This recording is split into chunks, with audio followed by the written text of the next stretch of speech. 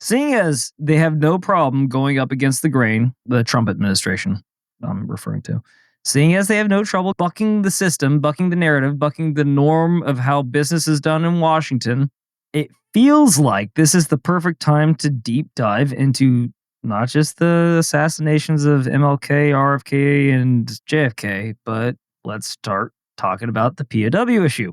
Let's doge the fuck out of the POW issue and let's get some goddamn answers for these families that have been torn apart by this goddamn government and how business is done in Washington for however many decades that they have been. So let's finally get some answers for these people. That's all I got to say about this.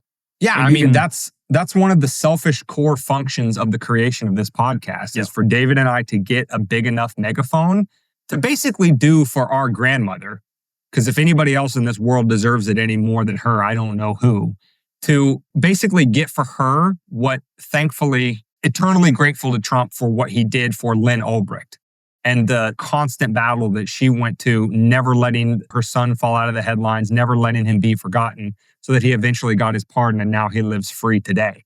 Our grandmother was Lynn Ulbricht before Lynn Ulbricht. Our grandmother was every year when we were young. And she wasn't the only one too, by the way. She wasn't the only one. Lots of POW families. You know, I think upwards of like 2,000 to 3,000 were abandoned just in Vietnam alone, and not counting other wars, both before and after Vietnam. You know, she was going to Congress, testifying in front of Senate Select Committee hearings, calling her congressman, campaigning, doing everything she could to make sure that her husband, our grandfather, was never forgotten. And I'm very happy that it turned out better for the Ulbrichts and that within Lynn's lifetime, she got to see her son free again. Unfortunately, the John McCains of the world wore people like my grandmother down in the sense that she doesn't still do as strenuously her activism today because he was shot down in 1965, so you do the math. She's tired and just doesn't want to do it anymore, and who could blame her? She fought her fight as valiantly as anybody ever could.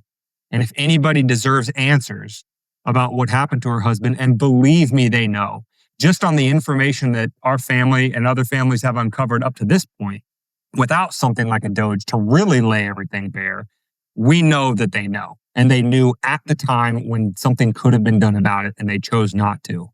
So if you are a listener or viewer of this show, if you know somebody, if you're 7 degrees of Kevin Bacon from Donald Trump. Or if you have any ideas of how we can get this in front of those people. Because again, and here's the other last point about it, right? Is the government will tell you that the most venerated members of society are the people that give up their lives for American freedoms, right? The U.S. service personnel. And they hold them in the highest regard of anybody in society. And yet, this is how they treat them. They leave them behind, they abandon them, they cover it up, et cetera, et cetera. That's how they treat our grandfather is how they think about U.S. military service personnel. Somebody like Trump, somebody like Elon, the DOGE team, right? They don't have any skin in the game. They weren't responsible for doing to our grandfather what a lot of the people that want to keep it covered up did. So they don't have the disincentive not to release the information, just like he didn't have the disincentive not to release the JFK files, et cetera.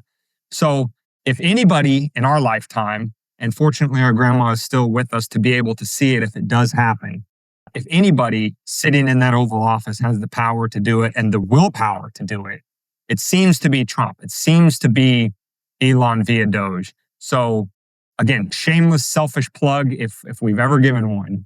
If nothing else good ever comes out of this podcast, if information closure is given to our grandmother for that, this podcast will be a success beyond my wildest imagination. So if you know somebody or know somebody who knows somebody, please put them in touch with us. We're happy to get our grandmother on the phone with you. She could give you all the receipts from day one all the way up to today. She knows where the bones are buried to the extent that anything could be known. So if we could make that happen, it would be forever and eternally in debt to both you for making the connection and obviously for Trump for making it happen. So